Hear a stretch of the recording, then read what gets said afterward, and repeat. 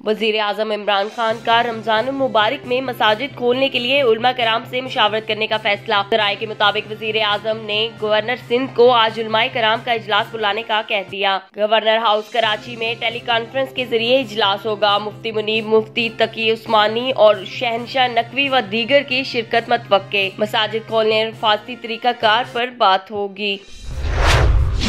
सिंध में कारोबारियों का 9 से 5 बजे करने की तजवीज। सिंध में ताजरों और हुकूमती कमेटी में बुनियादी निकात पर इत्तफाक। वज़रा की कमेटी ने ताजरों की सिफारिशात वजीर आला को पेश कर दी। ताजरों ने तजवीज दी है पीर और मंगल को तमीराती और ऑटोमोबाइल सेक्टर खोला जाए। ज्वेलरी और कपड़े का कारोबार बुध और जुमेरात को होगा। इलेक्ट्रॉनिक्स, कंप्यूटर और मोबाइल जुमा हफ्ता को खोलने की तजवीज। सिंध हुकूमत वफाकी हुकूमत से बात करेंगी। पाबंदियों से मुस्तस्ना कारोबार और सनतों के लिए सिंध हुकूमत का रिलीफ। कमिश्नर कराची ने हुक्मनामा जारी कर दिया। सनती कारोबारी सरगर्मी के आगाज के लिए NOC की शर्त खत्म। पाबंदियों से मुस्तस्ना कारोबार सनतों के लिए अंडरटेकिंग की जरूरत नहीं होगी। रेस्टोरेंट, सनतें और दुकानें कोरोना हदायत पर अमल दरामद कराने की पाबंद होंगी।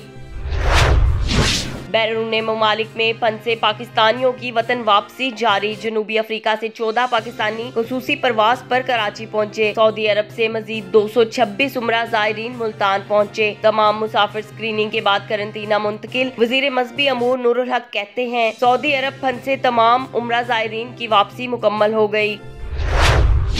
वफाकी और सिंध हुकूमत में तनाजा। सिंध हुकूमत का टाइगर फोर्स को रिलीफ और राशन तकसीम में शामिल न करने का फैसला। सूबाई वजीर इम्तियाज शेख कहते हैं वफाक ने टाइगर फोर्स को रिलीफ ऑपरेशन में शामिल करने के लिए खत लिखा। टाइगर फोर्स सियासी है, रिलीफ ऑपरेशन में शामिल नहीं कर सकते। फरदौस शमीम ने जवाब दिया सिंध हुकूमत मामले को सियासी बना रही है। बेनजीर इनकम सपोर्ट प्रोग्राम भी सियासी था। मारूफ गुलकार सलमान अहमद कोरोना वायरस को शिकस्त देने में कामयाब। कहते हैं कामयाबी पर अल्लाह का लाख लाख शुक्रगुजार हूँ। दुनिया भर से मदाहों ने मेरी सेहतयाबी के लिए दुआ की।